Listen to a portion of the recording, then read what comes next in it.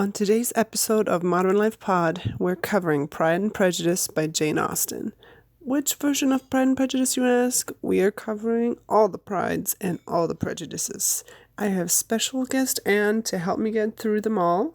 You can find her at Contra Perry Chat on Twitter, and you can also find her as the co-host of the Red Light Library Erotica podcast. All that information will be down below in the description box. She can also be found as a guest host on the Spooktember podcast. Just wanted to let you know that we have a new website, very exciting for us. It's really easy to remember. It's just modernlifepodcast.com, and you can also search all our episodes for different categories. If you just want to listen to our video game podcast or our show podcast, it's really easy to sort through it now. And also, if you want to reach out to us, you can always do so at ModernLifePod. That is on Instagram and Twitter, and also modernlifepod@gmail.com. Let's get on with the show.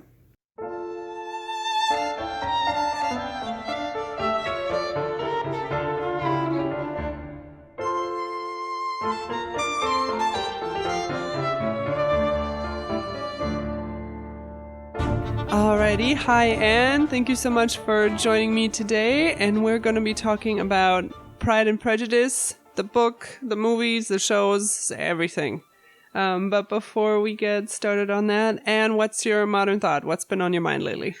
All right, so I've been playing this video game lately, and it's a pretty short game. I haven't finished it yet, so if anyone's played it, don't tell me what happens. It's called Plague Tale Innocence. And we have a podcast on it. Oh, yes. Awesome.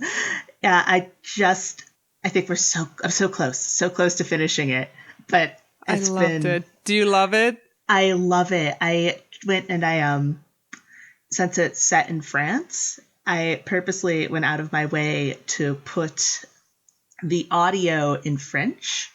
And then have subtitles. That was going to be my next question. What language you're playing it in? I wanted it to be in French because it's in France and it's adorable, and not a dig against the English voice actors or anything. It was just, I'm in France during the 100 Years' War. I want to be listening to French. Like, my only critique, and it's kind of weird, and I know that it would be just really hard to do, is that I wish that the English soldiers were speaking in English. Yes, that was confusing to me as well because, and I think we mentioned this on the podcast too, because when you play the game in English, those soldiers have different accents. They have British accents. So it was strange that in the German and in the French version, they didn't copy that in any way. So it was a little disorienting because at first I was like, oh, where are these soldiers from? And it's a lot easier to place them when you hear the accent. So I totally agree with you on that. And Anne is kind of like a Middle Ages expert. What else about the game do you absolutely love, or what else do you find a little inaccurate, or what's your take on it? Not so much inaccurate, but things that I absolutely love about it are the items you can pick up and the little bits, and the fact that there's like all this alchemy going on. I love that so much. And I love the herbarium, Hugo's herbarium, where he picks up the flowers and talks about them. I love that so much. Yep, we love that too. And I guess if I had one critique at all, and it's not even a critique because it fits perfectly with her character and who she is and everything, Amicia wearing I keep thinking leggings like yoga pants, but they're not yoga pants. My mind has gone at the moment. Hose. Amicia running around in hose and her little Should she tunic. be wearing like a dress instead? I mean, as a young noble woman, yeah, she should be. But because she has been raised the way that she was, and considering the situation that she is in, it makes no sense for her to be wearing a dress. So I'm like, gotcha. I don't care. I'm good with this. That's fine. Oh, now I wish you'd been on that podcast with us. It's okay. I haven't finished the game yet. I'd be like, no, don't tell me what happens. Don't tell me what happens. So my modern thought is actually also about the Middle Ages. Oh. Are you familiar with the YouTube channel Modern History TV? Yes. I've just started watching some of the stuff. Oh, how funny. That is so weird. Yeah, it's just for our listeners, it's just this guy who's really kind and humble and passionate about the Middle Ages, and he's really into it. He's got costumes, horses. Some of the videos that I loved are, for example, the ones about teeth in the Middle Ages, because there's always this stigma that people had terrible dental hygiene, and he explains that because of miasma and because bad smells were seen as a source of disease without them knowing what bacteria actually is, having bad breath and bad teeth would actually not fly at all during the Middle Ages. And one of the things they used to or sanitize their mouths was clove oil. And I actually just bought like a remineralization toothpaste that has clove oil in it, because I was like, oh yeah, that actually works. So I just found that really interesting. But he's got a ton more videos out there. Yeah, the one that I really liked was him making rush lights out of rushes. Oh, yes. And there's something so wonderful, and that's really good. And I remember seeing this with historical, like, reenactment and hairstyles and things like that, where when someone actually goes out and tries to do the thing that they read about, when they try to do something with their hands, with the physical materials, they learn so much more, in a way that it's, hey, I know how to recreate this now. Like, this might be how it worked. It might not be perfect, but there is a really wonderful element to learning the practical way of doing something. Like, you learn so much that way.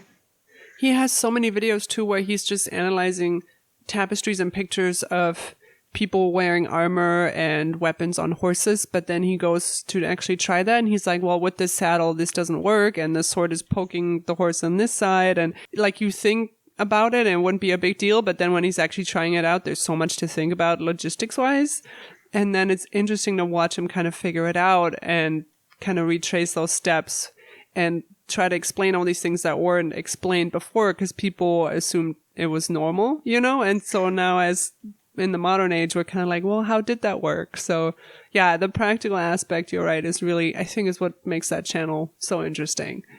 Yeah, there's, I forget who it is. I know that she's a hairstylist, but she does these reconstructions of hairstyles from antiquity, so Roman and Greek hairstyles, and she does these reconstructions, and it's amazing because she uses needle, thread, scissors, and she's just goes through it and explains, like, here's how you could reconstruct this elaborate hairdo that you found on this piece of, like, statuary, and it's fascinating. Ah, I love that. Yeah.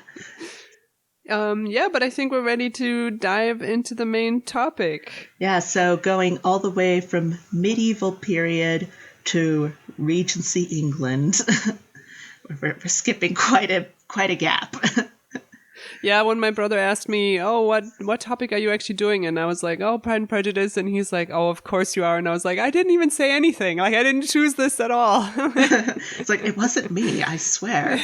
I mean, it's so interesting that, I mean, because we both met each other, I suppose, in a way, because of the podcast Heaving Bosoms. And yes, and I will definitely link that as well for the listeners, because everyone should be listening to it. Which, for listeners, it's a romance novel podcast where two friends discuss the romance novel that they've read over the week, 2 weeks, whatever period. And one of the biggest parts of historical romance, like one of the biggest subgenres in the subgenre, is Regency romance. Like, it's so huge. And I think so much of it comes from Jane Austen and, in particular, Pride and Prejudice. Yeah. So while we're talking about this, we don't really have a format. We're going to talk about all the different movies, shows, and books, but we're just going to kind of be all over the place. I'm guessing most people are familiar with the story, but as Anne already said, it's written by Jane Austen. The working title for it was First Impressions, and it tells the story of the Bennet family. They have 5 daughters and no male heir, and therefore must get all the daughters married off. And it's about all the crazy things that happen along the way for this family. Yeah, and it's important to note that they're a genteel country family, and they're not poor, but they definitely don't have the money or the resources to support 5 daughters. They need to get married, and someone has to marry rich. Yeah, it's interesting because the versions are very different with that. In some of them, they're less poor, and some of them, they're more poor, but no matter what state you live in, it's all going to go away, right? As soon as the dad dies. Yeah. Even if they were extremely rich, like Sense and Sensibility, for example, it's all going away because there's no male heir. It's the anxiety that these women have where they know that they could lose everything as soon as dad dies. And then it's like, we need to find a situation, we need to find stability, and that there's a sense of desperation there that some of them cope with better than others, I think. So how do you feel about the mom? Because I think she's the driving force behind all that, and she's the one who's kind of the most hysterical and adamant about it all. It's funny because the thing with Mrs. Bennet is that she is very silly in some ways. She's very obsessed with rank, privilege, money, and everything. But you also understand her plight.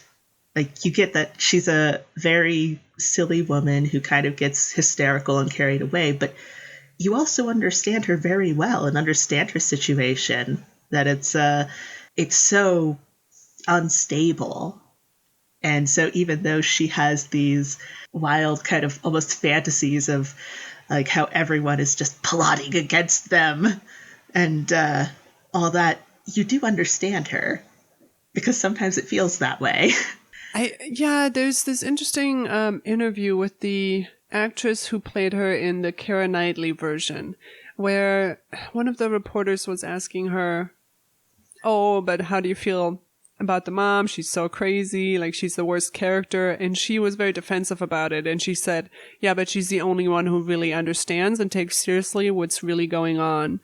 And I agree with that. I think it's just the way she goes about it and the things she says about her daughters and how she says out loud how she only likes some of them. She's not very educated.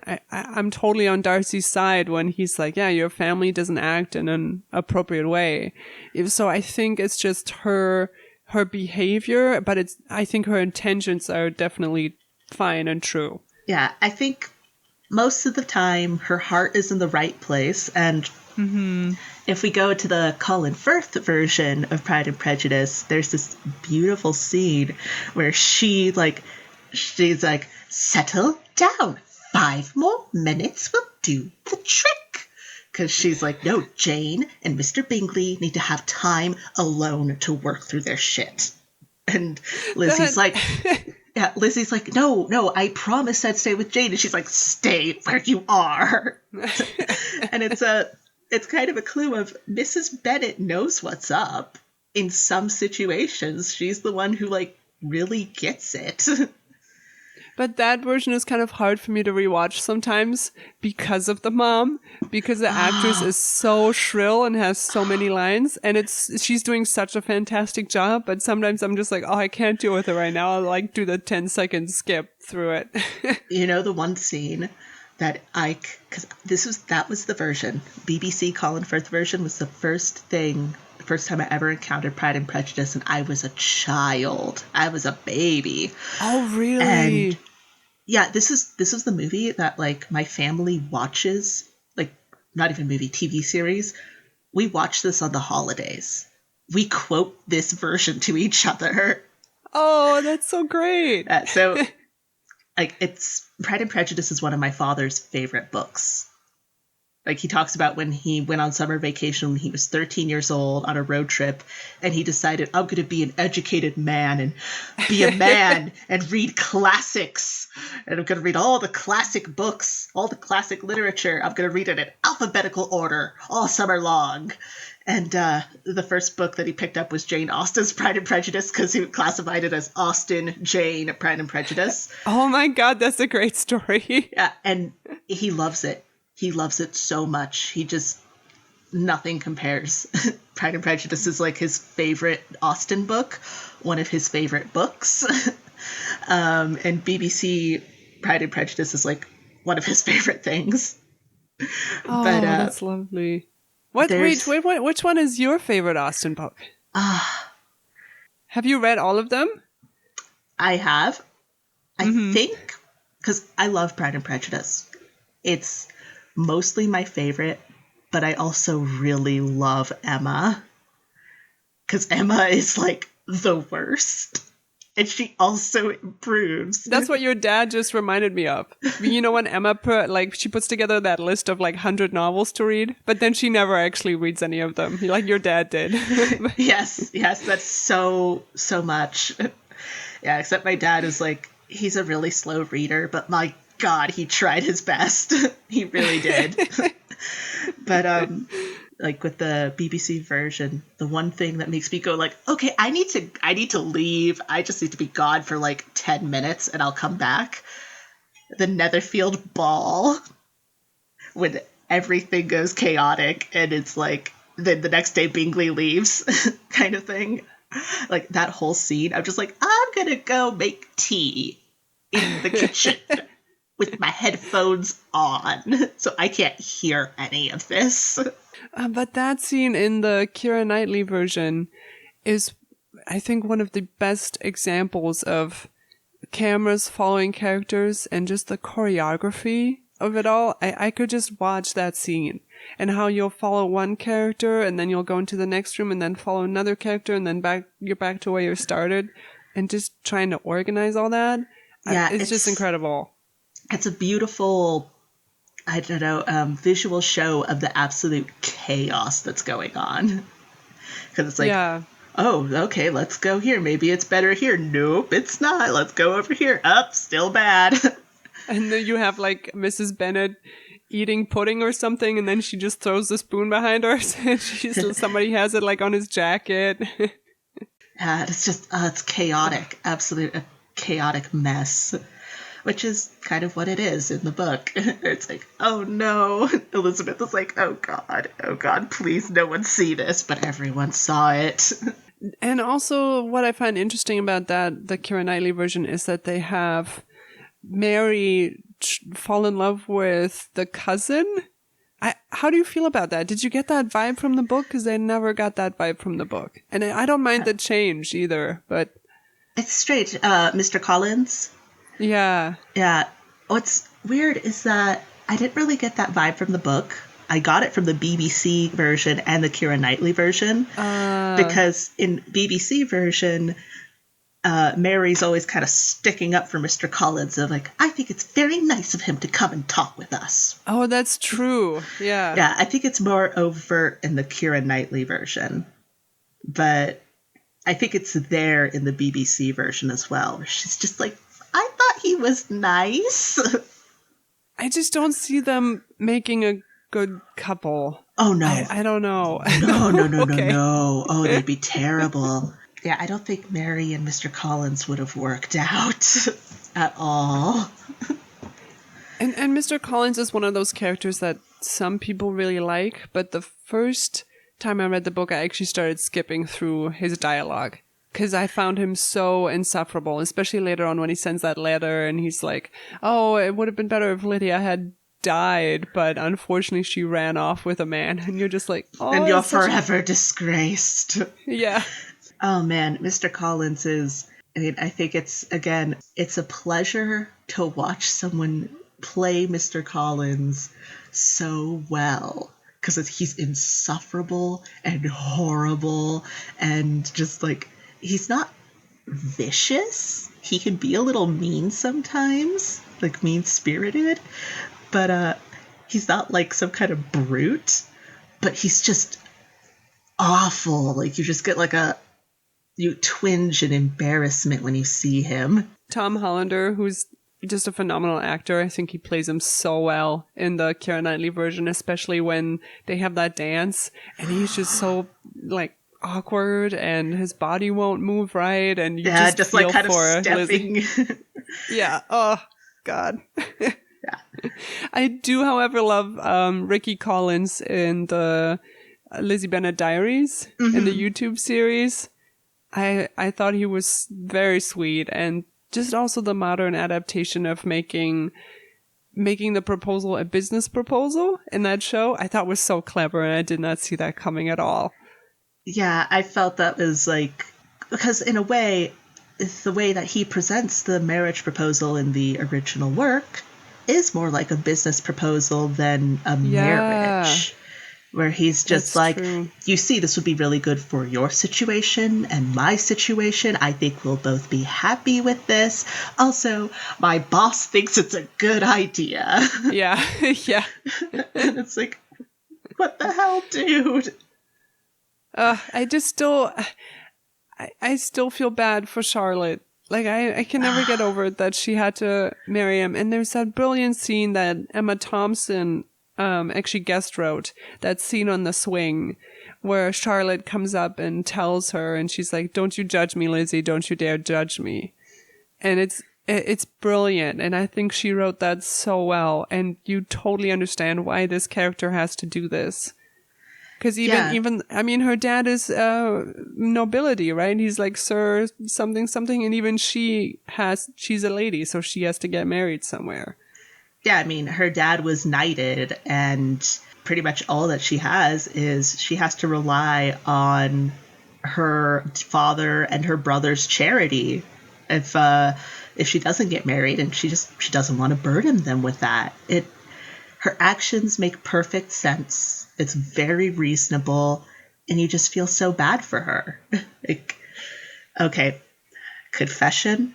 This is like my secret fanfic dream that I've never written, never dared write it because I'm like, I'm not good enough to do this. I dream that Mr. Collins is in a horrible accident. You know, he isn't murdered or anything. He just dies somehow accidentally. And then Charlotte goes off and marries Colonel Fitzwilliam.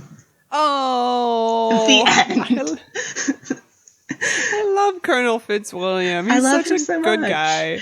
Yeah, he's such a nice person. And I'm like, oh, darn it. I like you, dude. I really like you. Like, you're cool.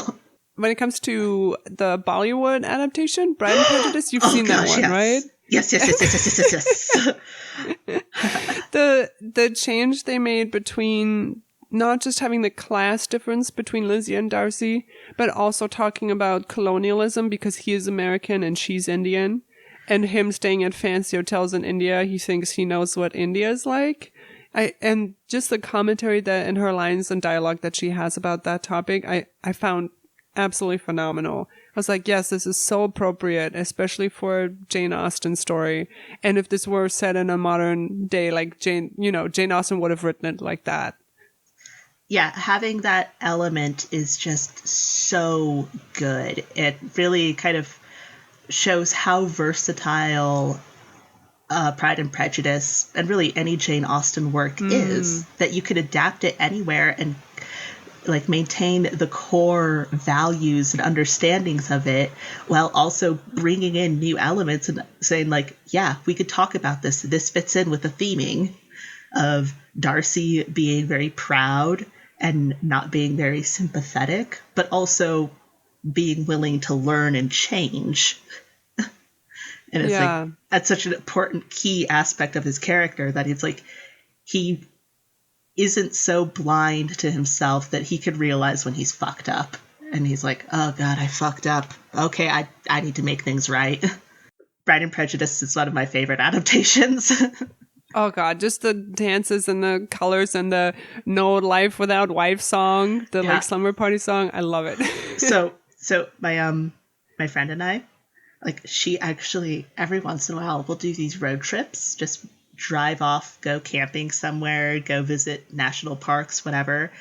And she has the bridal party song, the Bali Bali, the Yeah. kites without strings. She has that, and so as soon as the drum beat starts up, we we lose it, and we're just like absolutely losing our minds in the car while driving down some highway. Like, people must think we're insane. Oh man, I'm gonna listen to that on the way to work now. Oh, it's so good. Oh, and Indira Varma is in it too as the sister, and I love her. I love her so much. Oh, she's so always good. great. One of the things I really loved that some people think it might be a very drastic change, but I thought it worked really well, was combining Mary and Kitty as a character. So that way it was 4 sisters instead of 5. Yes. Because it really worked. It was strange how well it worked, because you kind of, sometimes you get lost in the shuffle of, oh, well, okay, 1, 2, 3, 4, 5, yep, they're all there. And having Mary and Kitty together, it was a very interesting dynamic of, it was interesting to have the contrast between very bookish Kitty, who's kind of timid, and she like wants to be the good influence, but she's also like, okay, fine, Kitty, do whatever you want. Or like, fine, Lydia, do whatever you want. And then Lydia being the bossy party girl. Yeah. No, I'd read the book actually very late. I think I was 25, and I hadn't seen any of the movie versions or anything. So the book was my first entry into this. And as I was reading it, I was mentally thinking, oh, if I were to make this into a movie, I would get rid of one of the sisters, which no version really ever does, except for that one and Lizzie Bennet Diaries. But I also thought the same thing with Sense and Sensibility, and there's a 70s version that actually doesn't have the youngest sister, Margaret, in it, which is totally fine if you're pressed for time. She doesn't really do that much. So, yeah, I totally agree with you about combining the characters. And also something that's really great about these modern adaptations is you can have room for Lydia to get away from Wickham. Like in the Lizzie Bennet Diaries and in this one, they're able to rescue her and save her. Whereas in the books and, in period drama, the only solution is for her to marry him. And I always find that kind of sad. It's because he's just such a terrible guy. And in the book, it says they just keep asking them for money. Like they're never in a good place throughout their entire lives. And I can't be like, oh, that's what Lydia got what she deserved because she's so young and because she hasn't been trained by her parents to be cautious of that kind of thing. I always feel bad for Lydia. Yeah, Lydia's 16. She's 16 and dumb, and she's like a young 16. She's just turned 16. And she has been spoiled by her mom and ignored by her dad. And that's one of the things I actually, weirdly enough, love in the BBC Pride and Prejudice, where it's clear that it's like, okay, she's spoiled by mom. Dad kind of ignores all of his kids unless it's Lizzie and Jane. Otherwise, he's like, oh, whatever. They just do what they want. And it's kind of like chickens come home to roost for these guys, where it's, you spoiled your daughter and you decided to just let it be. You decided, my work here is done.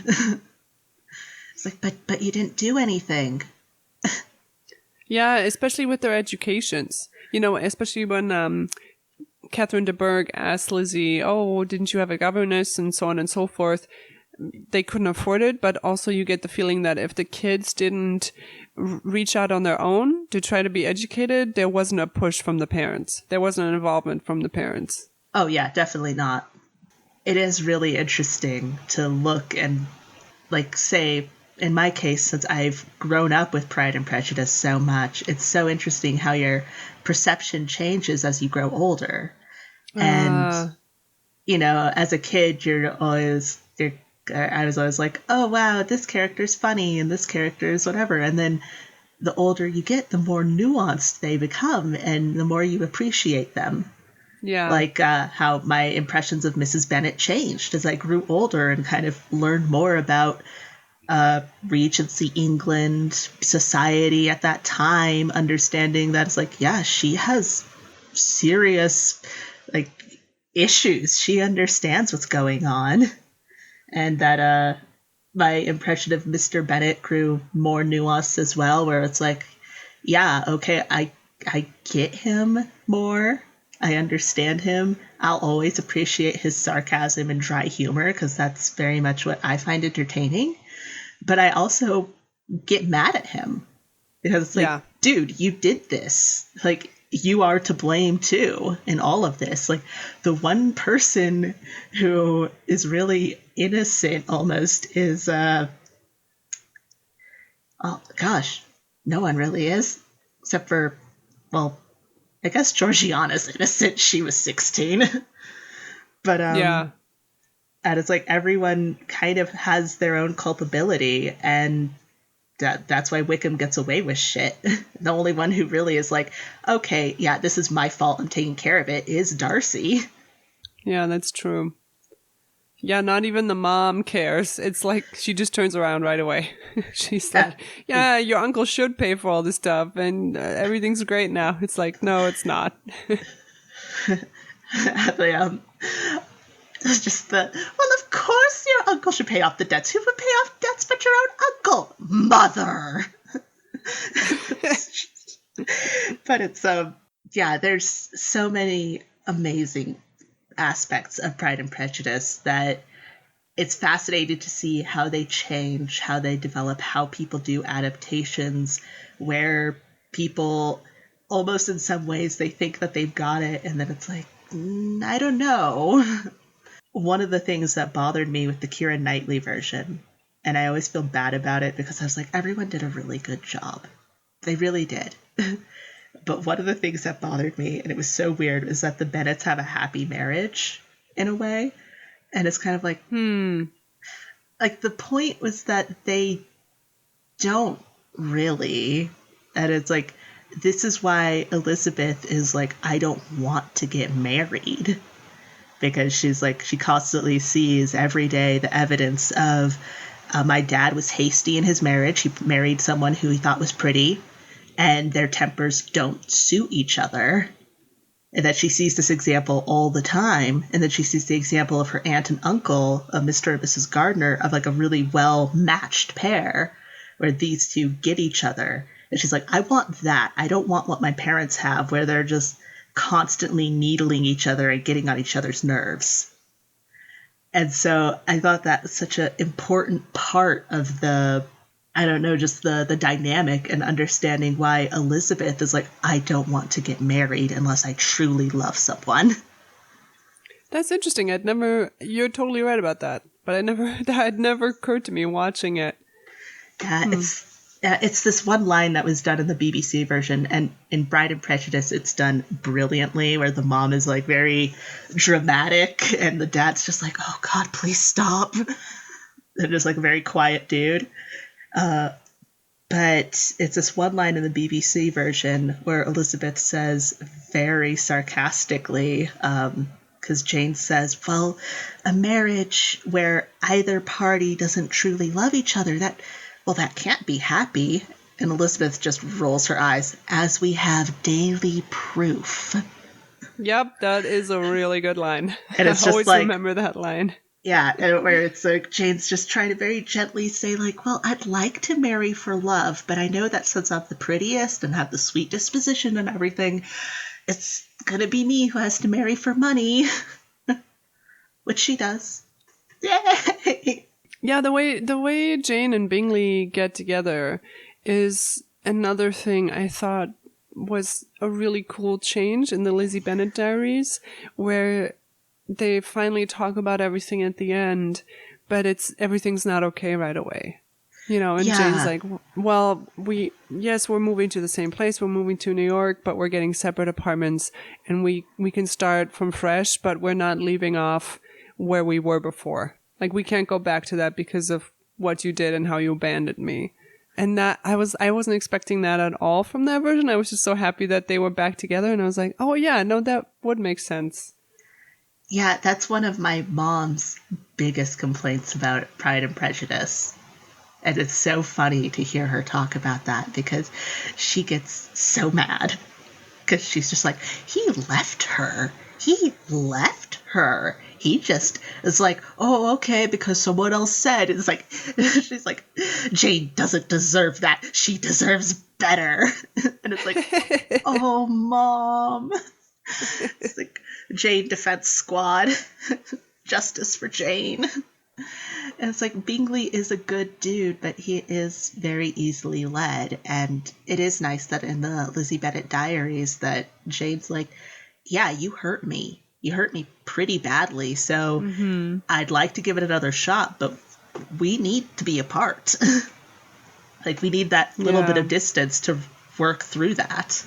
So another adaptation choice that varies from version to version is Darcy's letter. The worst example of this is the 1980s version. It's free on Amazon, but I don't think you've seen it. And No. Not that great. Tell me all about it. So what happens is he walks up, but like, I don't like this Darcy at all. I'm sorry, I'm hating on this, but every period drama from the 80s is always terrible. I don't know why. Like, it was just a dark age for period drama. Hair. Yeah, because in the 70s period drama, you at least have like the big hair and you're like, oh, it's ridiculous, but it's still fun to watch. And I don't find 80s period drama, like I don't find anything enjoyable about it. But she just, the shot is of her sitting on a rock, reading this letter, and Darcy just walking away, and just footage of him walking through the grass. And she reads the entire letter. There's voiceover for the whole letter. And it is the longest scene of nothing happening. It's just so agonizing, because in the BBC version, what I love about that is the flashbacks. And you're reenacting, you know, Darcy's finding them at the inn. And then also in the Keira Knightley version, that letter is cut very, very short. And it totally works. And all you see is him riding away through the forest. And you get all the info that you need. So in both those versions, I find one being longer and one being shorter, I find it brilliant how each of them did that in a way that communicates to viewers who aren't familiar with the book exactly what you need to know. Yeah, what's so great about, I think, both versions, because you are limited with the time space you have in a movie. So cutting the letter down is important, so that way you save on time, so that way you can put that time to other places. So it's like, yep, I get that. I understand. You did the best with what you had, and I appreciate what you've done, because it's like, cut it as short as you can, let him ride through. You get the message of what this is. And what I love about the BBC version, besides the flashbacks, is that the first half of the letter, it's all focused on Darcy, where he's talking about, this is what Wickham did to my sister. Like, and this is like, it was the worst summer of my life. And then I met you. And it just goes through everything and it's all focused on him, everything. And then we go to when he gives the letter, and then you get those are my dealings with Mr. Wickham.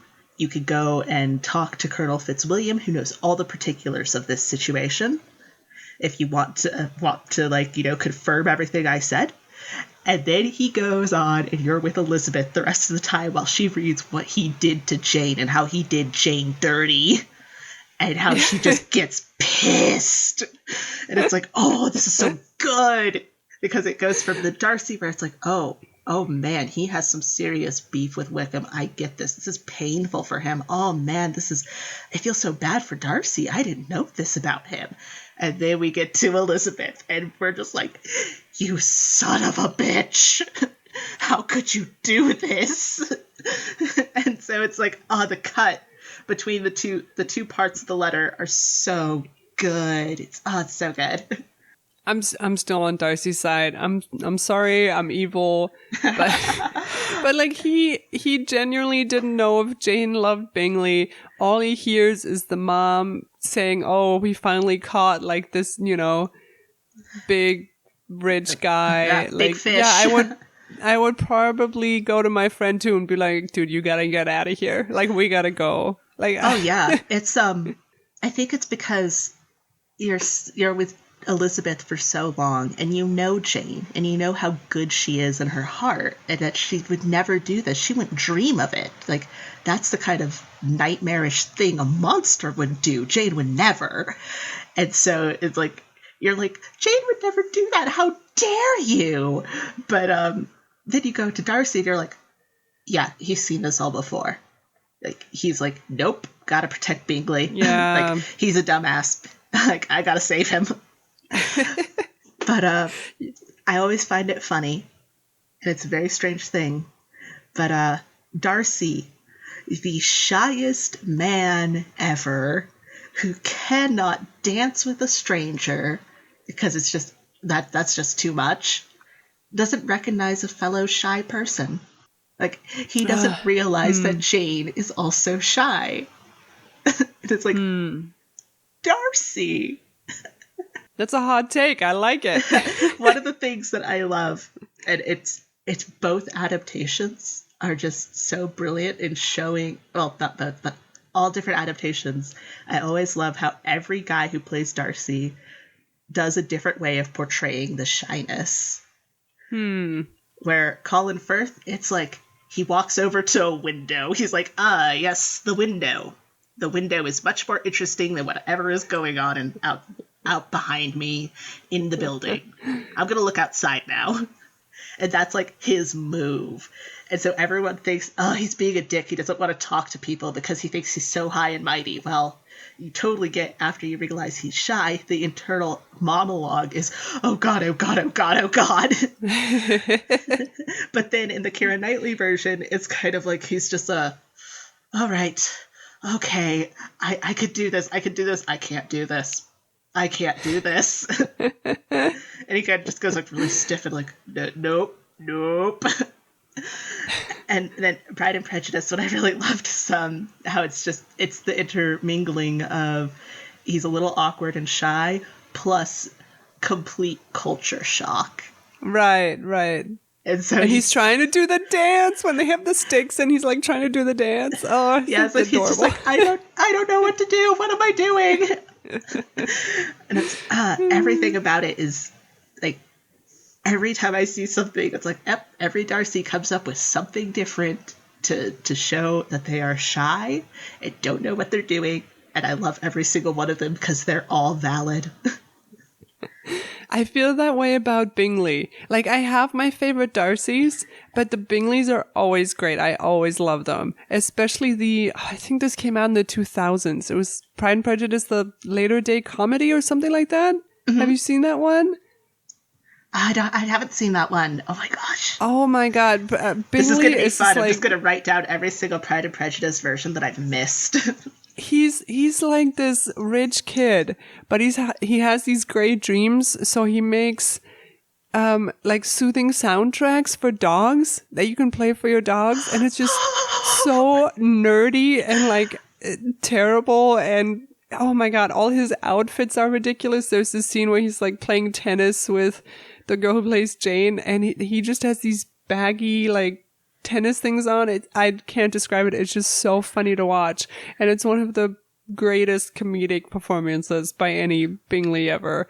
I just love that Bingley. Probably my favorite Bingley, even though it's not even that great of a movie. It's just so funny. Oh no, Bingleys are always, they're treasures. They're like little puppy dogs that you're just like, oh, you poor thing. You're just too dumb to realize things. We need to protect you. Also, the little detail when he rides off in the carriage with Caroline in the Keira Knightley version, and you can tell it's the next morning, like they didn't even sleep, and she's all dressed up, like she's ready to go, and they didn't shave him, like he's got the morning stubble.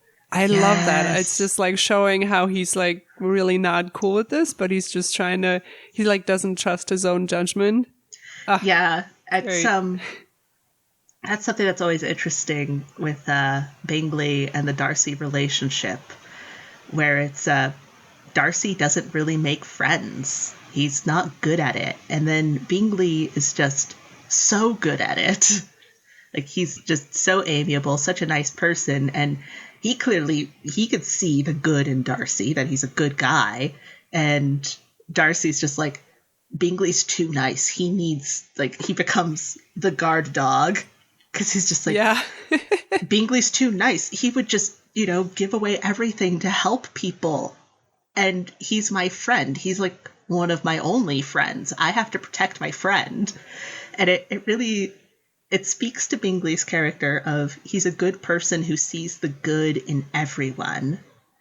And it speaks to Darcy's character of he is a good person who's just like, he will be absolutely cutthroat in defense of his friends. It's like, these good people. Yeah, Bingley's such a Hufflepuff. Yes, it's Darcy is the Slytherin. I mean, it's kind of weird because he could either be a Slytherin or a Ravenclaw. He's like kind of between the two. That it's like at points he has these Slytherin moments of like absolute cutthroat, get business done. Yeah. And then at other times it's like you realize, he's more of a Ravenclaw. He's like interested in reading. He goes fishing, which was considered the contemplative sport in Regency England. Yeah. It's kind of one of those weird things that you read in the book, and then like because he goes and he talks about how like we can go fishing and we go fishing all the time.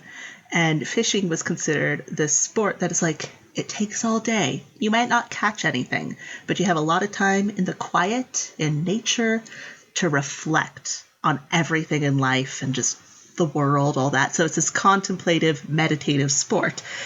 Anyone can go and get a gun and go hunting. It takes a certain personality to go fishing. Interesting. And so that's one of the ways that in the book Pride and Prejudice, Jane Austen kind of reveals more and more of Darcy's character when we don't really know much because it's all from Elizabeth's perspective. Because we learn more about Darcy as like, he likes to go fishing. He has these woodlands that have been clearly in his family for hundreds of years. And it's like like these woods, they're called like a coppice wood. Essentially, it's these kind of woods that they're slow growing trees. And it's like, he hasn't cut all of them down for lumber. Like he's like actually maintaining these woodlands, and it's like cutting down the faster growing ones, replanting all that and maintaining it. And it's like, he's interested in permanency and lasting and stability. Because we don't know much about Darcy because he's an outsider. Most Austen heroines are the good old boy from home. And Darcy is the outsider who comes in. So we learn so much about Darcy from where he lives. This insight is fascinating. I would have never known any of this. It's something that I didn't know for a long time. It was something that I was like, that's really weird. And then looking back and realizing, this is what these mean. Like, a lot of things are revealed about Darcy in odd ways that you normally don't get in an Austen book, because most of the time in an Austen book, the heroine and the hero know each other. I always love how Austen heroes, it's like, this guy is really charming, and that's suspicious. That's very suspicious. Like, you should be careful about a charming man. Like, go with this guy who's really awkward and will give you an umbrella. Right. He knows what's up. It's true. Some of the next note I have here is about the Meryton Ball, especially the scenes that they've used in the Keira Knightley version, because it feels so organic. Unlike any of the other ones, the dances don't feel very choreographed. It's just people jumping in. There's crowds everywhere. And just the way they used the space and filled it up, I thought was very clever, especially when you then go under the bleachers and you have that scene framing Darcy and Bingley through Lizzie's perspective from under the bleachers. I love that. I thought that was really cool. Yeah, it's really beautifully shot. I love the BBC version for its accuracy in a way, and that how it's just like, okay, here are the dances, because you had dancing masters and stuff, so everyone knows the choreographed dancing. It's like, it's so beautiful how that's all done, and it is a conversation. but I do love the visual chaos, but also the beautiful framing in the Keira Knightley version. I And it's think it like, makes it feel a little bit more middle class too. You can yeah, get the sense that these people aren't as sophisticated as what Darcy and Caroline are used to. yeah, exactly. Like they're a lot more casual, I suppose, in some ways, where it's not this highly structured formal occasion. That's a country dance. We're having fun. What is your take on how romantic that version is? Because it gets criticized a lot for being such a fantasy and not being historically accurate. And, you know, Darcy's coming out of the fog half naked. It's interesting because I think that was actually my favorite part, which is strange for me, someone who adores historical accuracy. I really love the romance aspect and the kind of inaccuracies of the Keira Knightley version, because it's almost like they're like, you know what? Screw historical accuracy at this moment. We want you to feel something. And if we have to use Yeah. modern shorthand, visual shorthand, I don't care. We're using it. Like we're pulling out all the stops so that way you get the feeling. At the same time, I love the BBC version, not just for the historical accuracy, but for the restraint. Because it's so careful, it's so restrained that when like contact happens, it's like, oh, they touched. That line I absolutely love that they added for it that's not in the book is when Darcy has that fencing lesson and he goes, I will conquer this. I shall. Because he's just, that line, like, it just hits me right in the feels. And then also when he walks up to the house and he's just drenched, that again is already so romanticized. This is not something that would ever happen in the book. And you're just shocked. You're like, oh my God. Yeah, because it's like they restrain it so much. He's always wearing all his layers, everything. He's just so perfectly buttoned up and everything. And then they're like, wow! And they're like, oh, you wanted drenched shirt? You wanted Colin Firth drenched shirt? Curls everywhere? Yes! We give it to you. Here it is! And it's of what I love so much about that particular scene. And yes, listeners, this is like the infamous drenched shirt, Colin Firth walking through the fields thing that people are like, is that they look at each other and it is deer in headlights where he looks like, oh God, and she looks, oh God.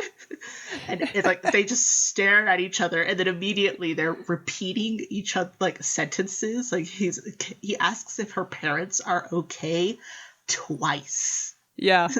Yeah. And she's like, yeah, they're well, they're fine, everything's fine. He's like, excuse me, and he leaves, and she instantly is like, like, we need to go right now. And her aunt and uncle are like, okay, then, this is weird. Just to gush about the gardeners for a second in this version, I love how quick on the uptake they are. It's like, he's into her, she's into him. Yeah. Okay, honey, we're going to just walk behind a little further than usual because, we're so old. We need to just walk slow. True. That scene where Darcy jumps in the water in the Pride and Prejudice and Zombies, when I watched it in the theater, I laughed at that so hard because it's like a fan service, right? It's like a throwback to the Colin Firth version. Yeah, they were like, we know you love this. Yeah, and nobody else laughed. And I was like, I was like such a terrible like Gamergate gamekeeper at that point because I was like, you're all here because it has zombies in the title. You're not even part of this fandom. Get out of here. Like, which isn't fair because that movie didn't do well at the box office and I should be happy anyone came to see it, but still I was like, how can you not get this joke? Yes, you're like, how dare you? How dare you? I fully admit that I was the weirdo who one of my friends hadn't seen the BBC version ever. And I was like, okay, we just have to watch this one scene. We have to watch this one scene. And she like had no context for it whatsoever. But I made her watch Elizabeth arriving at Pemberley. And just like the carriage rounds the corner and there's the house and it's beautiful. Yeah. And my friend's like, oh, okay. And it's like, it's so perfect. Just like, is this your dream house? It's like, yes. It's like, I don't know what I'd do with a house that big. Probably run around and dance in it. Choreograph elaborate dances. Like Fenris in Dragon Age 2. Yes. Yeah, except it's like 5 years later and there's still dead bodies everywhere. I'm like, you can't clean that up, bro? Come on. Okay. Confession. I have written a fanfic in which they're not dead bodies, they're practice dummies that he strews around the house to try and trick people and scare people. Oh my god. Because he's just like, yep, there we go. Everyone thinks it's abandoned. They're expecting dead bodies. Blop. That explains it all. I take back everything I said about Fenris. He's a perfect elfin being. I'm terrible because I love Fenris and Anders. I love them both. I'm an Anders girl all the way. Oh, Anders is good. He's a good boy. That was this is totally off topic, but when he blows up the church, like, I felt so betrayed and shocked, and like one of those moments in a video game you'll never forget. Like, I was like, what? I was the terrible person who was like, yep, I get it. I get it, man. I understand. Yeah, no, it's yeah. What else are you gonna do? It's like, you tried everything, my man. It's okay. I'll go and I'll save you from Sebastian. That's cool. He may be Disney Prince handsome, but he hasn't stolen my heart. No. Fuck you, Sebastian. I love Sebastian. I'm sorry, guys. I never even recruit him, even though I have the DLC. I fully admit I'll recruit him just because he's nice to Fenris. And I'm like, okay, yeah, Fenris needs more friends. I love talking about Dragon Age. Yeah, I feel so bad because despite my love for Fenris and Anders, every time I play Inquisition, just have to fall on Cullen's dick. God damn it, God. Cullen. He's my one true romance. Yeah. Oh, God, we're the same person. I mean, I always feel bad because, like, I love Dorian as a character. I love him. He's fantastic. But then I'm like, but him and Bull, Iron Bull, together. Oh, you can't split that up. No. That would be monstrous. It'd be a crime. So I'm just like, nope, they're together forever. I love them. Oh man, yeah. But back to the Pride and scene Prejudice. where Pride and Prejudice, where Darcy steps out of the fog. When you listen to the audio commentary by the director, he's saying like, "Oh yeah, this is totally unreal. This is a total fantasy. The things he's wearing is totally inappropriate." And then the shot they got of the sun rising wasn't planned, of the sun rising like between their faces, and it was one of those like perfect coincidences. Yeah, and now it's the cover. It's the cover. Exactly. Yeah. Yeah. And there's that reminded me of something that Charlotte Bronte always said, that Jane's writing lacks passions. And I'm like, in one way, I'm like, Charlotte, don't talk about my girl like that. And then in another way, I'm like, yeah, at the end, she kind of always drops the ball for me, because there's only a few versions where there's a lot of really heartfelt dialogue that makes that final coming together really work. Like Emma does this well too. There's that line, right, where he's like, oh, if I loved you less, I could be able to talk about it more. And then also there's Wentworth's letter and Persuasion that just stabs you right in the feels. But when she's just describing to me on the page, like, oh, they're finally together now and everyone's happy, it almost feels unsatisfying in a way. Yeah, that's something that is really difficult with Pride and Prejudice, because there are some scenes after, like, the thing that really bugs me with Darcy and Elizabeth is that it's kind of oh yes, and she told him that yes, she likes him and that he likes her. And so I appreciate the BBC version for kind of being where she's like, I have feelings. I have I have feelings. And he kind of just has this little bit of a smug smile, like, yes, got her. And he kind of just starts talking about, like, yeah, Lady Catherine told me about how she came to visit you, and that's what made me think that you might be into me. Because if you hated me, you would have said it. And then it's like they're kind of just talking about it, and they're suddenly like the tension is gone because it's like they understand each other. With just her being like, yeah, I caught feelings, okay? Don't judge me. It's still, as much as I love the BBC version, it still doesn't compare to me to that moment. Yeah, the Keira Knightley version is so romantic. God. And it's just where he's like swallowing. He's like, I love you. He like says it 3 times. I'm like, oh, it gets me every time. Like, he's trying so hard. He does it. And you're like, that's my boy. That's Darcy, my boy. One of the things that I do miss that's in the book that I haven't seen it done in an adaptation, and I get why, because it would just be really, really complicated, is after they have that understanding and that proposal and they're secretly engaged and he tries to get back into the good graces of her family. It's like he's really working towards it. And he's really trying. And that it's like Mrs. Bennet is just cowed into silence because she's like, oh my God, this rich guy is being nice. I don't know what to do. And she's just kind of like in shock the whole time. And Mr. Bennet's like, he doesn't suck as much as I thought he did. Okay. And then Darcy's like, so I'm interested in your favorite daughter. And he's like, oh, this is what this is about. It's like, oh, it's so good. But it's like, it is long. It's like something that would really take a lot of work to work on. And when you get the catharsis of, say, the Keira Knightley perfect romantic moment, it's like, yeah, just then how can you keep the viewers? Yeah, in suspense. Just cut right down to Mr. Bennet. They like so, or in the BBC version, Jane being like, what? Excuse me, what? But Lizzie, you've always disliked him. That Donald Sutherland, though, in the Keira Knightley version, it makes me cry every time.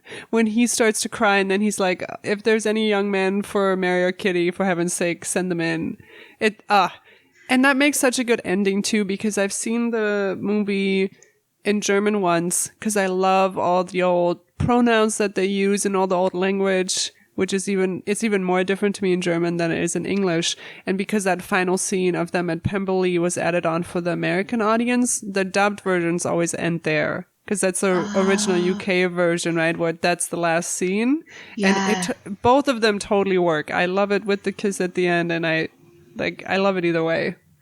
Yeah, what I really liked, and it's kind of a weird thing with the Keira Knightley version, is that Donald Sutherland and Keira Knightley, they copied each other's mannerisms a lot. Oh, yes. And in particular, they kind of like cover their teeth when they're smiling. And they cover their mouth a little. And I thought it was the sweetest thing, just how they really worked towards making it like, yeah, they are related. They have similar mannerisms. And it kind of it really tightens that bond. And I thought that was a really sweet addition from the actors. Yeah. What do you think about Darcy bursting in on Lizzie when she's writing that letter and he just runs in through the door and he's like holding his gloves and she's like, oh, did you want some tea? And he's like, no, and then he just leaves. Because part of me is like, I love the momentum of that because period dramas often don't have a lot of movement or action, and just having that quick door opening, it adds like something to the movie, but at the same time I'm like, he would never just burst into like a room where a lady wasn't there. I'm conflicted about that scene always. Yeah, I always love when someone does movement. That's like, I love the opening of the BBC version because of the movement, where it's like start with the horse race, boom, go straight to Elizabeth walking, boom, just like movement after movement after movement. So I love having the movement and the fast pace, like, whoa. But it is weird because it's Darcy. Like, you'd believe it of other characters, but Darcy's the one who'd be, like, kind of awkwardly hanging around and, like, can you just, like, announce me so that way I don't burst in on someone? Like, you could see him bursting in on accident if he didn't think anyone was there. Like, he just walks in and is like, oh, never mind. Off I go. And I feel that way about the scene in the rain, too. Because he's following her, not wearing a hat. Like, these people are often not dressed right for the time. And it works because they're drenched and the scenery's gorgeous and their conversations are so fast-paced. And again, the energy of it is brilliant. But then I can't fault people for saying, oh, I prefer the BBC version because it's more historically accurate and this one is more of a fantasy. Yeah, it's weird because I do feel with the BBC version is my favorite, followed by Bride and Prejudice, that might be weird, but that's because love. It's so good. I love how Bride and Prejudice just takes all the elements and they're like, we're not afraid to change things up and then add things and just twist things around. And it's like, I love that element of it. There's so much energy to it. It's so good. Also, dance numbers. But yes. but yeah, I think that there's things that you can like about all of them. And while my preference will always, I think, due to nostalgia and the fact that it's my first introduction to Pride and Prejudice. My second one was my dad reading it out loud to me as a bedtime story. Fun stories about my dad reading bedtime stories to us. Like, he read all of Pride and Prejudice. Like, no cuts, no shortened version, everything. And so this was like a month of him reading like a chapter a day, chapter a night kind of thing. It was so good. That's commitment. Yeah. But he also read The Hobbit to my brother and I. And this is the good part. We're like all tucked into bed. We're listening. And he'd like, turn a page. They're singing a song. Flip, flip, flip. It's about a mountain. Back to the words kind of thing. He wouldn't sing the song for you? He wouldn't even read it? Nope. He just like skip the poems. Oh, that's so funny because I have a friend who also grew up with their dad reading it to them, and the dad would always come up with a melody and sing all the songs to them. Oh, that's so good. I know that my friend who her dad and her mom, they would switch off on reading, and they read Watership Down to her as a child. Yes. Interesting. But yeah, we have like this really weird fondness for Watership Down, and in particular the Frith mythology, all about the bunny god and Prince of 1,000 enemies, and all the world will be your enemy, Prince with 1,000 enemies. And it's like, sure. But she'll always talk about how her parents read that. It was like unabridged, goes through all the horrible violence. And she's like, yeah, it's a good book. It's one of my favorites. But yeah, Pride and Prejudice is like the one that I watched the BBC version as a kid. I watch it almost every year with my family over the holidays, so usually around Christmas time. And it's especially easy now that it's on Amazon Prime. Yeah. So it's like, oh yeah, we could just watch it whenever we want. Yeah. And it's one of the ones that we'll quote things to each other from that version. Just because it's such an essential part of my childhood. But even then, it's like I do have my weird critiques about the BBC version, and some of it is the like I love the historical accuracy. I love how careful it is with things. How it's like Jane is not modern hot; she is Regency England hot. Yes, yes. Same with Elizabeth. Say everyone's wearing bonnets. Things like that it's like, yep, that's really important. I just discovered the YouTuber Karolina Zebrowska. Oh, she's Polish. Gosh, yes. Okay, so I only just discovered her and I'm trying to catch up on all the videos. But she has a video, so she has a background in costume history, and her video about the BBC version is really interesting to me because I didn't realize that it is the only version where they have the dog curls in the front that were really popular at the time. And no other version will do this because it's not, nobody would find that hot nowadays. And they do this with hair and makeup in every period drama you've ever seen, probably. It's very rare that they'll do accurate makeup and hair for the time period because it just doesn't test well with modern audiences. And when she pointed that out, I was like, oh my God, yeah, it's those Grecian curls that were popular then. And you see them in all the pictures. Yeah, there's story about that because where I live in New Mexico, which is in the Southwest in America, and they have a bunch of tax breaks for film companies to come film here. And so a lot of Hollywood companies will come out to film in the desert and film their movies because it's cheaper.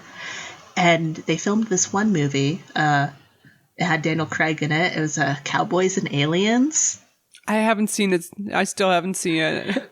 It's okay. You don't have to. Okay. But there was this one thing that one of the professors at the local university, history professor, was brought in as a consultant to talk about outfits and stuff. And he talked about how, I think it was Olivia Wilde was the heroine, the opposite lead.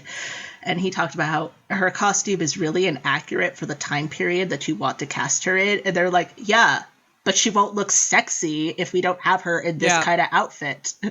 So he was like, yeah, they didn't listen to my consultation. Yeah. And I can find that very disorienting. When the costumes aren't right with the hair and makeup, I'm like, I get that you have to do that. But still, when these details aren't right, as even in like historical romance novels, like it will take me out. I'll be like, no, that's not right. You know? Yeah, the one way that I kind of get through it is that I'm like, it's fantasy Regency England. It's fantasy Regency England. Where's the unicorn? Let's get a unicorn up in this bitch. And I'll like suddenly it's like different timeline or something, like the timeline split. That's what happened. We like our world went one way, but this world in this movie went another way, and this is the fashion now. And then it's like that's how I have to get my head wrapped around it. So sometimes that's how I justify like historical inaccuracies in movies or romance novels or anything like that. I just say, fantasy Regency England, fantasy. Everything's different. But I still can't figure out why Keira Knightley, and I tried to Google this, why the choice was made for her not to be wearing any headgear ever.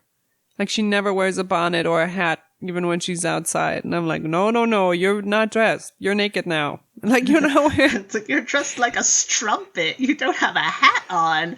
I just don't know why that is. And you see all the sisters together, and even the other sisters will wear hats, and she won't wear a hat. Yeah, I don't know if they kind of. It might be just a way to visually distinguish her from the rest of the siblings. Maybe, yeah. Maybe. I mean, it sounds weird, but the way that it's really easy to distinguish, Lizzie and Jane and all the sisters in the BBC version is that Jane is blonde, like angelic halo golden blonde, and Elizabeth has black hair. And so the two of them stand out because everyone else is a brunette. Right. And That's so it's true. like, there's Jane, there's Lizzie, there's the other three. Which I feel so bad because the other three are fantastic. And I know the director for the 2005 version, he hates the Empire waist. So he set the movie like a little bit earlier so the waist would be a little bit lower. That's how he justified it. And that's why Caroline is the only one wearing the modern fashions and the high waists. The only time that doesn't work for me is that spaghetti strap dress that she wears at the Netherfield ball, which is beautiful, but not appropriate in any way. Yeah, it's like, it looks more like a masked costume ball outfit. Like she's trying to be Cleopatra or a Greek goddess. And yeah, it's like not for a formal ball. She needs to have at least a cap sleeve. Also, another thing that nobody's gonna agree with me on this, but Team Caroline when it comes to Lizzie walking in, and she's like, "Did you just see her hem is 6 inches deep in mud?" Which in the 2005 version they don't show because they don't want to dirty the costumes. But like, she arrives completely dirty. In that version, she doesn't arrive with a hat. Her hair is down. I'm like, yeah, Caroline should be concerned. Team Caroline, I'm sorry. Yeah, it's the Caroline has a point, but also, the only reason she's bringing it up is because she's a massive bitch who hates Lizzie. Yeah. Where it's like, on one hand, Caroline is right. So, not the asshole. On the other hand, the intention behind this, totally the asshole. Yeah, and I totally agree with making the two sisters one character as well. I think that's a totally fine choice to make. Absolutely. I mean, what's fun with having two sisters is that they can banter back and forth and be like, her hair! Right. Did you see the hem of her gown? And so they're playing off each other. That's a great dynamic. That's true. That's true. But in the case of a movie, you can always just have the one. You can have the one sister who's just really like, ugh, this. But she's so beautiful, whatever. That actress too. Like, I just love her. The one thing I love with the BBC version is that Caroline Bingley is so tall, and then they put feathers on her. They put feathers on the tallest woman in the room to make her even taller. And it's like, yes, this is a good choice. Makes her look so awkward.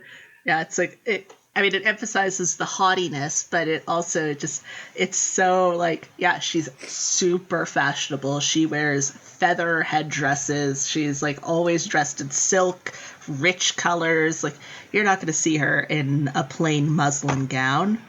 That's for poor people. Can you explain a scene to me that I've never understood? So this is in the 2005 version, and it's right after Lizzie says, "I'm very fond of walking," right? And then she separates from Darcy. They just met again at his house. But then again, no hedges. She just walks to the inn.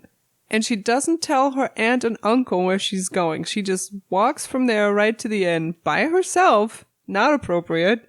And then her aunt and uncle are already there, and he has beaten her there. And they're like, "Oh, Lizzie, there you are. Darcy invited us for dinner tomorrow." And I'm like, how are you not frantically looking for her? What? I put it down to film version cutting time, so that way, and also kind of showing like the gardeners are chill and they get Lizzie. Like, they're like, she's going to be fine. She could take care of herself. Such a weird cut for me. It doesn't make any sense to me. Yeah, it is weird. It's it's done, I think, to establish that Lizzie is like not just going to be like, "Oh, you were kind of nice to me, so now I'm going to like, sit with you." She's like, "Yeah, no, buddy, I'm going to go take a walk. Like, enjoy yourself." Right. And Darcy's like, "Right. But I was serious about being sorry and like being glad to see you." Like, I guess I'll go to the inn and like talk to your aunt and uncle. Yeah, that it is a little weird, but I kind of think it's just they only have so much time, so they're like kind of relying on the audience to bridge the gap or not really see the awkwardness. Right. So something else that I think the 2005 version is very famous for is the sexual tension. And it does it so brilliantly, and it hits you in the feels so many times. Like when Lizzie looks down and you suddenly see the shot of the two hands and he's helping her into the carriage. All these little moments that is so charged, even though it's a period drama. It's just phenomenal. Yeah, I think that's like what's really cool about it. The key thing that everyone's like, they're not wearing gloves. Their hands touched and neither of them are wearing gloves. It's skin on skin. Because even BBC version didn't go that hard. It was skin on glove, not skin on skin. That's a level of intensity that's wow, especially for period drama. But it's a kind of sexual aspect to a movie that's so sophisticated. And if you just show me like a sex scene in a movie of two actors grinding their bodies against each other, I will skip through it. Like, I do not care. It's a waste of time for me. Like, I get nothing out of that. It feels like a sex scene in a movie is a lot like a fight sequence. If you, like, this is something that I was interested in. I did stage combat for a while. And pretty much the point of a fight sequence, in my mind, if it's in a book, a movie, on stage, TV show, whatever, it is either to push the plot forward or to reveal something about the characters who are in the fight, or both. And so, say, famous example of a fight sequence in a movie, Inigo and Dread Pirate Roberts Wesley on the cliffs, that fight sequence. Uh-huh. You learn so much about these two men via their fighting. They're bantering the whole time. And you start learning more and more of like, all right, Inigo has done so much. He has studied everything, Agrippa, everything. He has studied, he has worked so hard. And Wesley has done the same thing. And that it goes from them like being serious to being playful. And they're actually almost acknowledging each other as we're both equals in this. We are both good. And they respect each other. Yeah, it goes from them like Inigo kind of being like, it's going to be a death match, so I'm going to let you take a rest, catch your breath, because I'm going to just slaughter you, to, he's holding his own, to, he's holding his own. He's like giving me a challenge. And that reveals so much about the character. It also pushes the plot forward because you're like, the Dread Pirate Roberts at this moment, because you don't know that it's Wesley, is like, he wants to get up that cliff. Like, he's going to do it. He is absolutely determined. And Inigo's like, yeah, I'm getting paid to do it, but, like, I kind of like this girl. I kind of feel bad for her. And you learn a bunch about the characters, pushes the plot forward. It's a great fight sequence. And I feel that sex sequences should do something similar, where it's like, is it there just for titillation, or are you learning something about these people?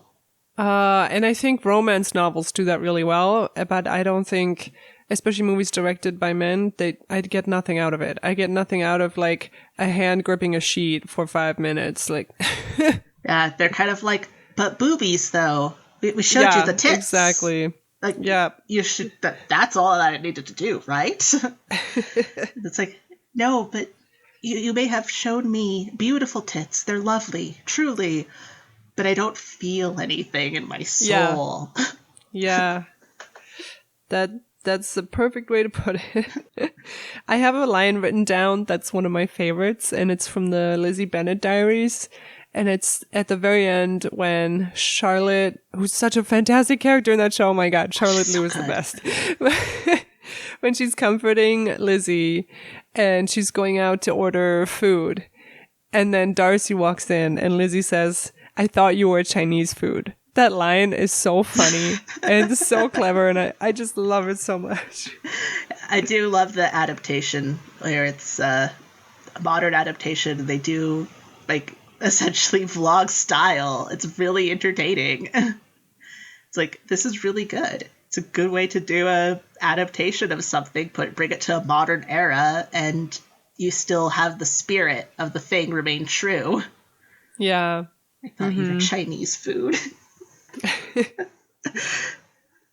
So I found out that the novel actually takes place between 1793 and 1795, but then Austen did revisions in 1811 to 1812 and then sold the book for like £110.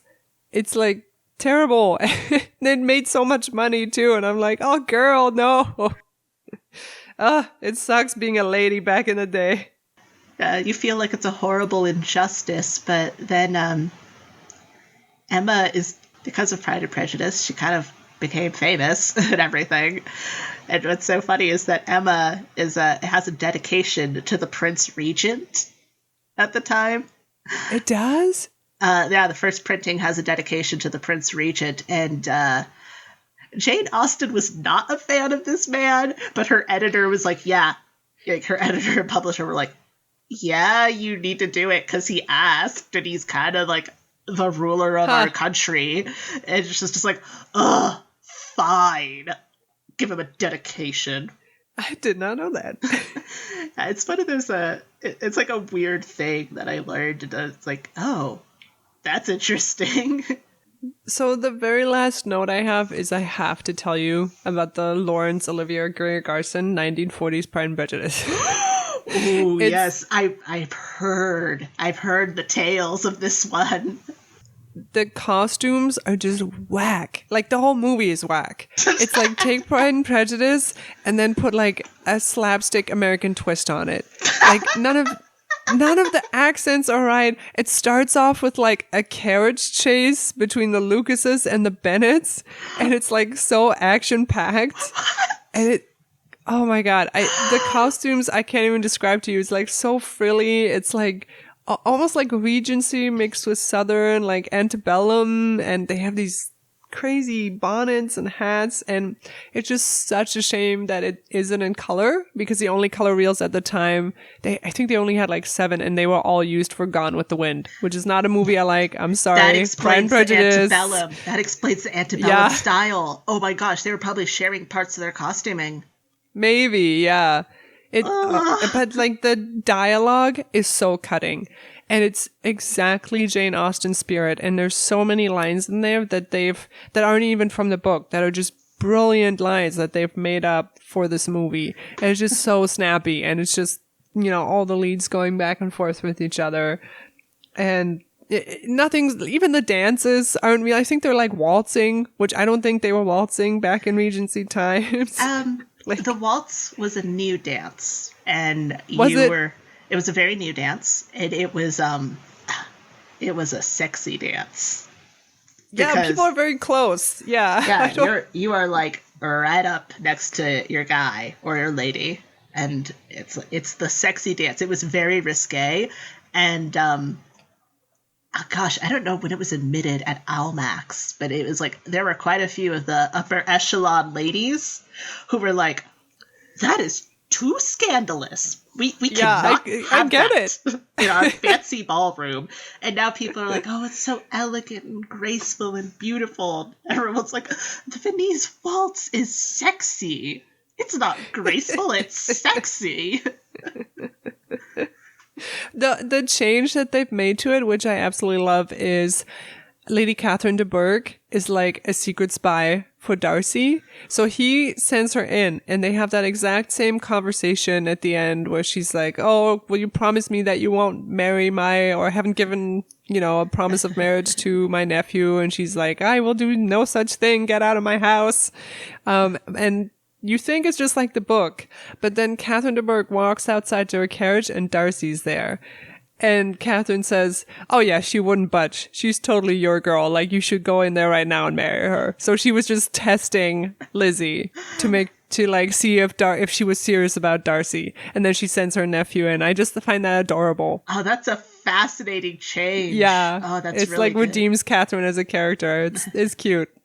I mean, I fully admit it's so much fun to again, this is my family, where we'll go and we'll quote Lady Catherine, especially if someone like kind of butts in a conversation. It's like, "Oh, what'd you say?" And we'll be like, "I must have my share of the conversation."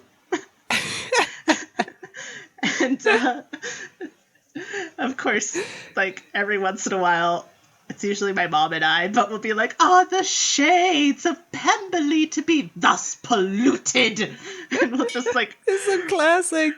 We'll just run around and be super dramatic, because Lady Catherine has some of the best dramatic lines where it's like, she's absurd and horrible. It's amazing.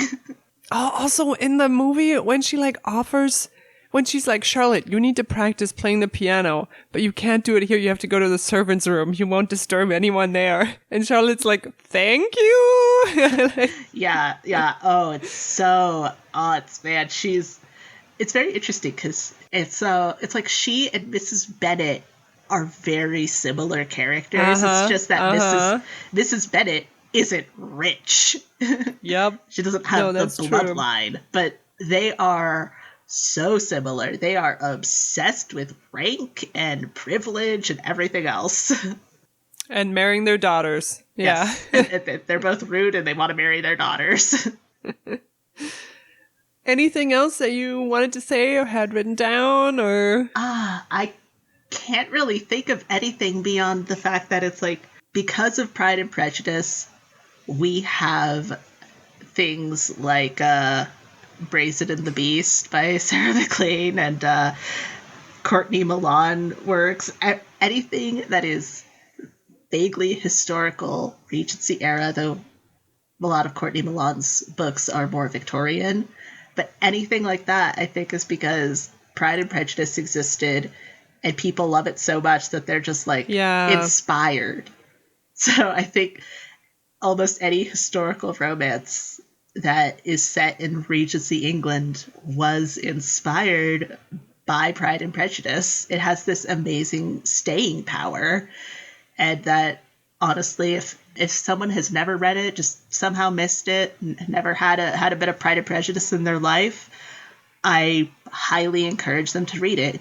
I mean, my dad, as a 13-year-old boy from the Midwest USA, that's like his favorite book. And if he and my mom, who is from Brazil, can both be like, yes, this is something that we can connect with and understand and love, I think that there's a universality to Pride and Prejudice. People should read it or watch a movie or something like that, or enjoy the Lizzie Bennet Diaries. It's a great adaptation of Pride and Prejudice. It's like, get a little bit of Pride and Prejudice in your life. And I think a criticism I hear of it that mostly comes, that isn't educated in any way, and it mostly comes from boys who resent girls liking Pride and Prejudice, is like, oh, you're just obsessed with these perfect guys who aren't real in these novels. And I'm like, their faults are the title of the book. Are you kidding me? Like, they're not perfect. Yeah, and that's kind of the point. It's I mean, every single character has a flaw of some kind. And some people, it's like like their flaws are something that they can work against. Sometimes it's a virtue as well. Like Jane is such a nice person, which is a good thing. But it's also a bad thing because she's so nice that she kind of is like, gets stepped on a lot. I found her frustrating. I like her a lot now, but I found her frustrating when I first read it. She gets her heart broken so many times because she's just like, oh, well, I guess that's just how it is and how it's going to be. And it's like, Jane, they did you dirty. You should be mad. And she's like, no, it's okay. It's like, it's not okay. And Lizzie, of course, is very prejudiced, where if someone crosses her bad side, she's like, fuck you, you're in the bad box forever now. Yeah. And Bingley, it's like, again, he's nice, but he doesn't really have a backbone. Darcy, he's a good guy. He really is, but he is shy. He's aloof. He knows that he's a great person. Not in the, like, I'm a good person who does good things, but it's like, I am someone with power, with privilege, and I work hard. I know my virtues. And so he does look down on people. He is very proud, and he kind of gets a little haughty. Yeah. And so it's like, it's not that they're perfect people. It's that they're people who are flawed, who try to be good and recognize their mistakes. And that has a great appeal, where it's someone who recognizes their need to change and does it without any expectation of a reward at the end. No, that's a perfect way to wrap it up. Good to know. Tell us what you want to plug. Tell the people about all your things. All right. So I am on a podcast. It's currently on hiatus. It's called Red Light Library. We talk about erotica, usually stuff that we find on Amazon. So far, we're trying to restock the library shelves, find things that aren't just like, haha, ain't that funny, that a funny kink. and more of a, this is legitimately something that if you are into this, this is a good thing. Currently, the guy who produces that, Gavin, he is working on a daily podcast for all of September. It's called Spooktember Pod, and it's all about getting ready for Halloween in October. Oh, that sounds cute. It's a lot of fun so far. I've recorded an episode that I'm going to send him about one of my Halloween traditions, October traditions. So I might be on that. You could follow me on Contrapary Chat at Twitter. So it's CONTREPARRYCHAT. And that's it. Perfect. Thank you so much for being on. I'm so glad we made this work. Oh, yeah, me too. I love any excuse to ramble about Pride and Prejudice and Jane Austen and Dragon Age. I'm sorry, everyone. No, that's quite fine. And we'll see you all soon. All right, goodbye.